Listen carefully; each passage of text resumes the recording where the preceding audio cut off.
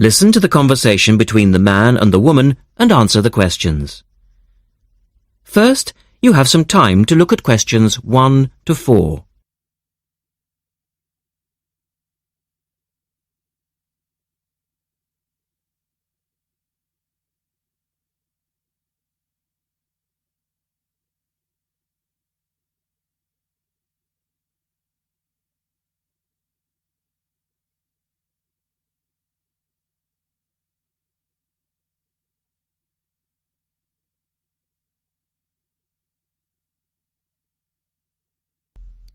Now we shall begin.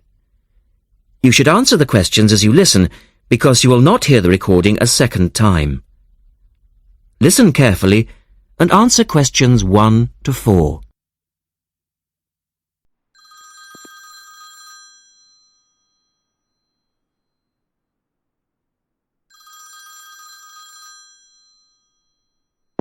Good morning, University Language Centre. How can I help you? I'm interested in doing a language course. I did Mandarin last year and now I'd like to do Japanese. Can you give me some information about what courses are available at your centre and when they start, that sort of thing? Yes, certainly. Well, we actually offer a number of courses in Japanese at different levels. Are you looking for full-time or part-time? Oh, I couldn't manage full-time as I work every day, but evenings would be fine and certainly preferable to weekends. Well, we don't offer courses at the weekend anyway, but let me run through your options. We have a 12-week intensive course, 3 hours, 3 nights a week. That's our crash course, or an 8-month course, 2 nights a week. I think the crash course would suit me best, as I'll be leaving for Japan in 6 months' time. Are you a beginner? Not a complete beginner, no. Well, we offer the courses at 3 levels. Beginners, lower intermediate and upper intermediate, though we don't always run them all. It depends very much on demand. I'd probably be at the lower intermediate level, as I did some Japanese at school, but that was ages ago. Right. Well, the next Level 2 course begins on Monday the 12th of September. There are still some places on that one. Otherwise, you'd have to wait until January or March. No, I'd prefer the next course.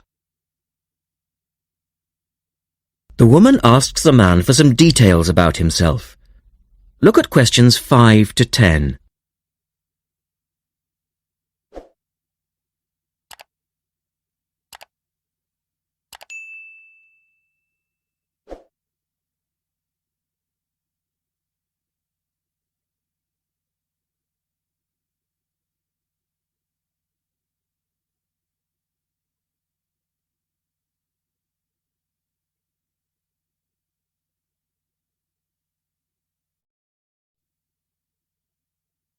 Now listen to their conversation and complete the form.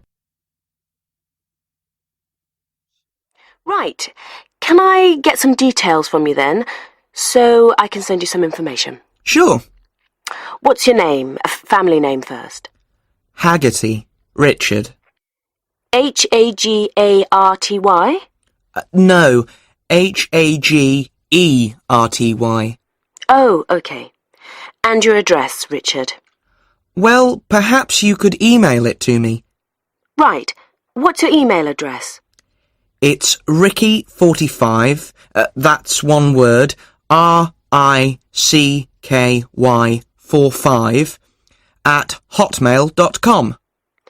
And I just need some other information for our statistics. This helps us offer the best possible courses and draw up a profile of our students. Fine. What's your date of birth? I was born on the 29th of February, 1980. 1980? So you're a leap year baby. That's unusual. Yes, it is. And just 1 or 2 other questions for our market research, if you don't mind. No, that's fine. What are your main reasons for studying Japanese? Business, travel, or general interest? My company's sending me to Japan for 2 years. All right, I'll put down business.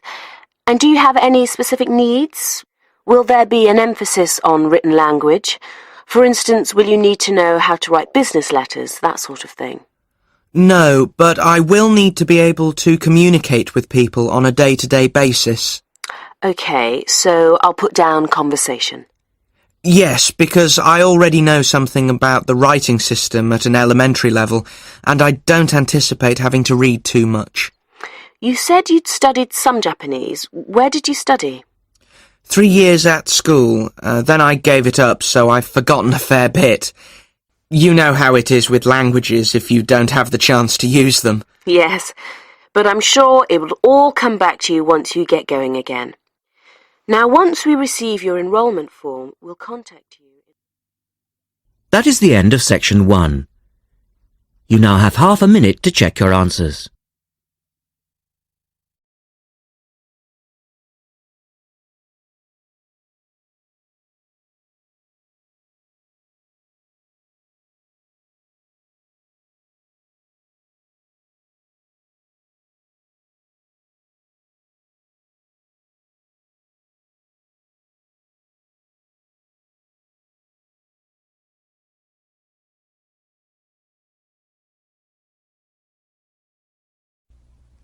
Now turn to Section 2. Section 2. You will hear a man talking on the radio about dogs which help people with their work. First, look at questions 11 and 12.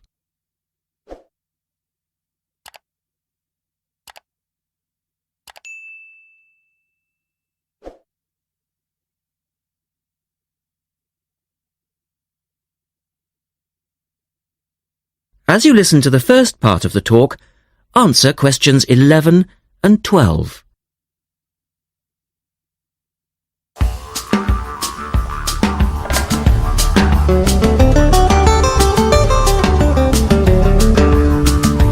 Welcome to this week's edition of Countrywide. And today, we're taking a look at a number of different breeds of working dogs. And here to report on the dogs with jobs is Kevin Thornhill. Thanks, Joanne. Well, yes, dogs with jobs is the subject of today's program. Dogs have earned themselves a reputation over the centuries for being extremely loyal. And here's a little story which illustrates just how loyal they are. Just outside the country town of Gundagai in Australia is a statue built to commemorate a dog. A dog which sat waiting for his owner to return to the spot where he'd left him. Well, the story, which was immortalised in a song, has it that the poor dog died waiting for his master, 5 miles from Gundagai, which is where they built the statue. Now that's what I call loyalty. Now look at questions 13 to 20.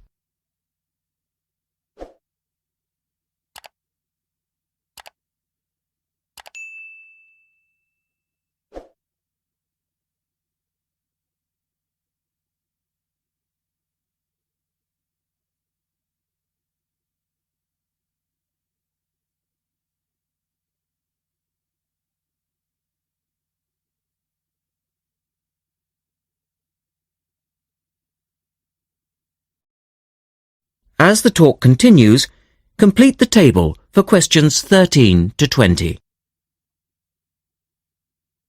Well, because of their loyalty and also their ability to learn practical skills, dogs can be trained to do a number of very valuable jobs. Perhaps the most well-known of working dogs is the Border Collie sheepdog.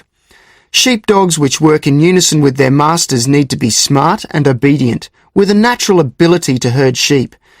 Some farmers say that their dogs are so smart that they not only herd sheep, they can count them too. Another much-loved working dog is the guide dog, trained to work with the blind. Guide dogs, usually Labradors, need to be confident enough to lead their owner through traffic and crowds, but they must also be of a gentle nature. It costs a great deal of money to train a dog for this very valuable work, but the guide dog associations in the UK, America and Australia receive no government assistance, so all the money comes from donations. Another common breed of work dog is the German Shepherd. German Shepherds make excellent guard dogs and are also very appropriate as search and rescue dogs, working in disaster zones after earthquakes and avalanches. These dogs must be tough and courageous to cope with the arduous conditions of their work, and so that they can be sent anywhere in the world to assist in disaster relief operations, effective dogs and their trainers are now listed on an international database. When you arrive at an airport here, you may be greeted in the baggage hall by a detector dog, wearing a little red coat bearing the words "Quarantine." These dogs are trained to sniff out fresh fruit as well as meat and even live animals hidden in people's bags. In order to be effective, a good detector dog must have an enormous food drive. In other words, they must really love their food. At Sydney Airport, where there are 10 detector dogs working full-time, they stop about 80 people a month trying to bring illegal goods into the country. And according to their trainers, they very rarely get it wrong. Another famous working dog is the husky. Huskies, which originally came from Siberia, have been used for decades as a means of transport on snow, particularly in Antarctica where they have played an important role. Huskies are well adapted to harsh conditions and they enjoy working in a team. But the huskies have all left Antarctica now because the international treaty prohibits their use in the territory as they are not native animals. Many people were sad to see the dogs leave Antarctica, as they had been vital to the early expeditions and earned their place in history along with the explorers. That is the end of section 2. You now have half a minute to check your answers.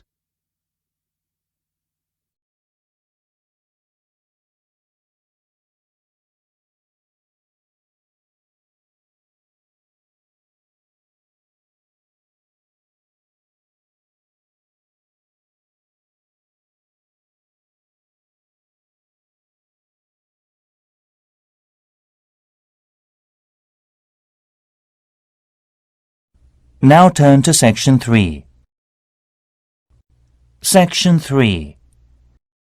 In this section, you will hear a discussion about a system of writing for the blind known as Braille. First, look at questions 21 to 23.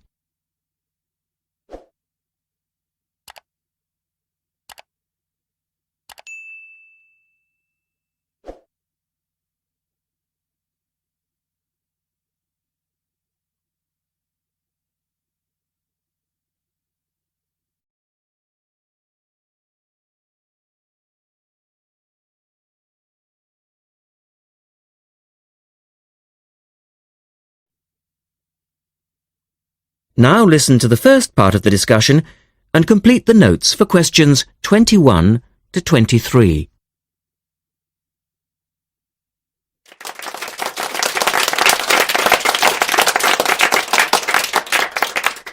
We're very pleased to welcome to our special interest group today Dr. Linda Graycar, who is from the City Institute for the Blind. Linda is going to talk to us about the system of writing for the blind known as Braille. Linda, welcome. Thank you. Now, we'd like to keep this session pretty informal, and I know Linda won't mind if members of the group want to ask questions as we go along. Well, let's start with an obvious one. What is Braille, and where does it get its name from? Well, as you said, Braille is a system of writing used by and for people who cannot see. It gets its name from the man who invented it, the Frenchman Louis Braille, who lived in the early 19th century. Was Louis Braille actually blind himself? Well, he wasn't born blind, but he lost his sight at the age of 3 as the result of an accident in his father's workshop.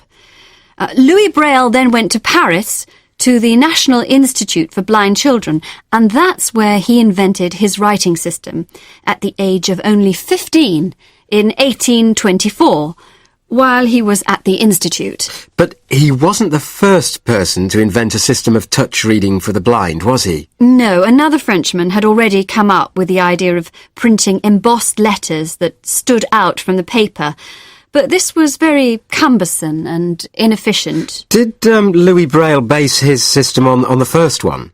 No, not really.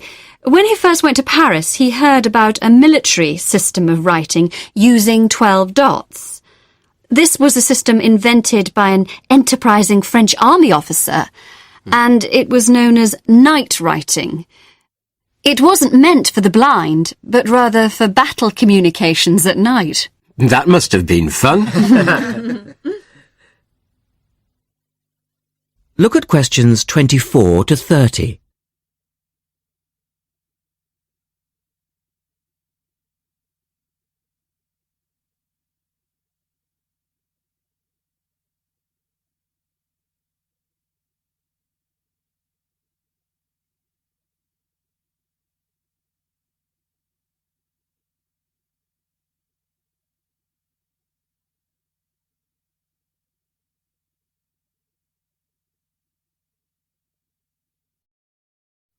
Listen carefully and answer questions 24 to 30. Anyway, Braille took this system as a starting point, but instead of using the 12 dots, which night writing used, he cut the number of dots in half and developed a 6-dot system. Can you give us a little more information about how it works? Well, it's a system of touch reading, which uses an arrangement of raised dots called a cell. Braille numbered the dot positions 1, 2, 3 downward on the left and 4, 5, 6 downward on the right. The letters of the alphabet are then formed by using different combinations of these dots. Yes? So, is the writing system based on the alphabet with each word being individually spelt out? Well, it's not quite that simple, I'm afraid. For instance, the first 10 letters of the alphabet are formed using dots 1, 2, 4 and 5. But Braille also has its own short forms for common words. For example, B for the word but and H for have. There are many other contractions like this. So you spell out most words letter by letter, but you use short forms for common words? Yes. Though I think that makes it sound a little easier than it actually is. And was it immediately accepted? I mean, did it catch on straight away? Well, yes and no. It was immediately accepted and used by Braille's fellow students at the school, but the system was not officially adopted until 1854, 2 years after Braille's death. So official acceptance was slow in coming. I suppose it works for all languages which use the Roman alphabet. Yes, it does, with adaptations, of course. Can it be written by hand, or do you need a machine to produce Braille? Well, you can write it by hand onto paper with a device called a slate and stylus. But the trick is that you have to write backwards, from right to left, so that when you turn your sheet over, the dots face upwards and can be read like English from left to right. Oh, I see. But these days, you'd probably use a Braille writing machine, which is a lot easier. And tell us, Linda, is Braille used in other ways other than for reading text? Yes, indeed. In addition to the literary Braille code, as it's known, which of course includes English and French, there are other codes. For instance, in 1965, they created a form of Braille for mathematics. I can't imagine trying to do maths in Braille. Yes, that does sound difficult, I agree. And there's also a version for scientific notation. Oh, and yes, I almost forgot. There is now a version for music notation as well. Well, thanks, Linda. That was most interesting. Now, does anyone have any last questions? Yes. Roughly how long does it take to learn to read Braille? Can you do it in a day? That is the end of section 3. You now have half a minute to check the answers.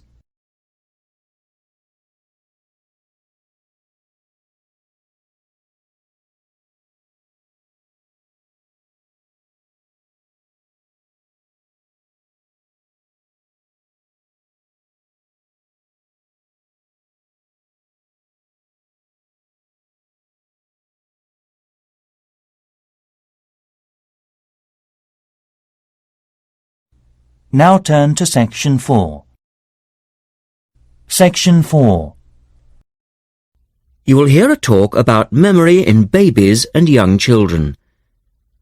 First, you have some time to look at questions 31 to 35.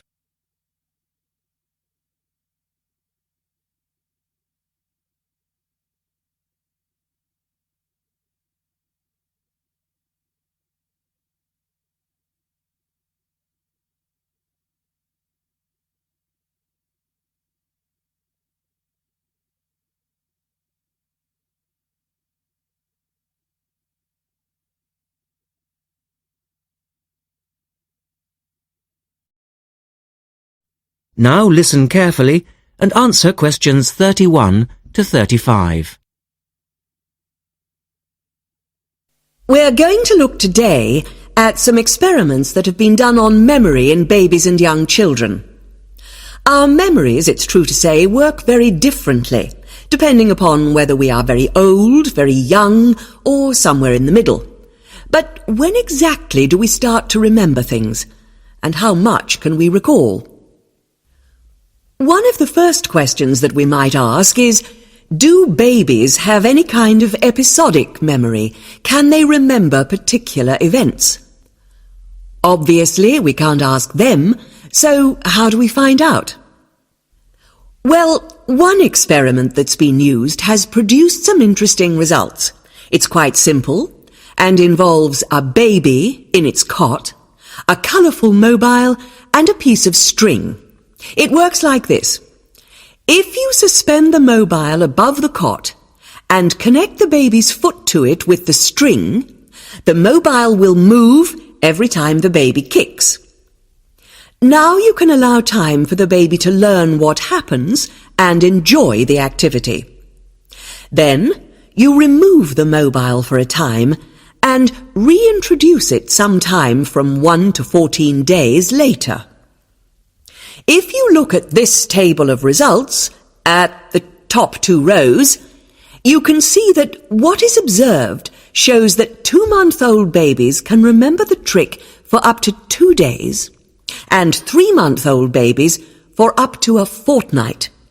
And although babies trained on one mobile will respond only if you use the familiar mobile, if you train them on a variety of colours and designs, they will happily respond to each one in turn. Now, looking at the 3rd row on the table, you will see that when they learn to speak, babies as young as 21 months demonstrate an ability to remember events which happened several weeks earlier. And by the time they are 2, some children's memories will stretch back over 6 months, though their recall will be random, with little distinction between key events and trivial ones, and very few of these memories, if any, will survive into later life. So, we can conclude from this that even very tiny babies are capable of grasping and remembering a concept. Look at questions 36 to 40.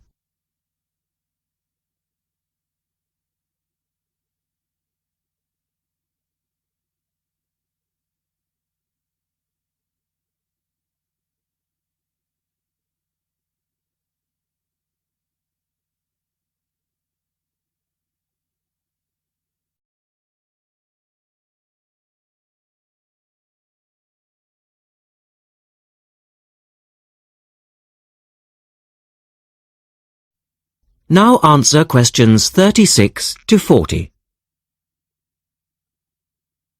So, how is it that young infants can suddenly remember for a considerably longer period of time? Well, one theory accounting for all of this, and this relates to the next question we might ask, is that memory develops with language. Very young children with limited vocabularies are not good at organizing their thoughts. Though they may be capable of storing memories, do they have the ability to retrieve them? One expert has suggested an analogy with books on a library shelf.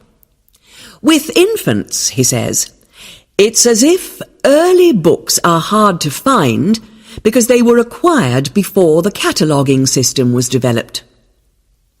But even older children forget far more quickly than adults do. In another experiment, several 6-year-olds, 9-year-olds and adults were shown a staged incident. In other words, they all watched what they thought was a natural sequence of events. The incident went like this. A lecture, which they were listening to, was suddenly interrupted by something accidentally overturning. In this case, it was a slide projector. To add a third stage, and make the recall more demanding, this accident was then followed by an argument. In a memory test the following day, the adults and the 9-year-olds scored an average 70%, and the 6-year-olds did only slightly worse. In a retest 5 months later, the pattern was very different. The adults' memory recall hadn't changed, but the 9-year-olds had slipped to less than 60%, and the 6-year-olds could manage little better than 40% recall. In similar experiments with numbers, digit span is... That is the end of section 4. You now have half a minute to check your answers.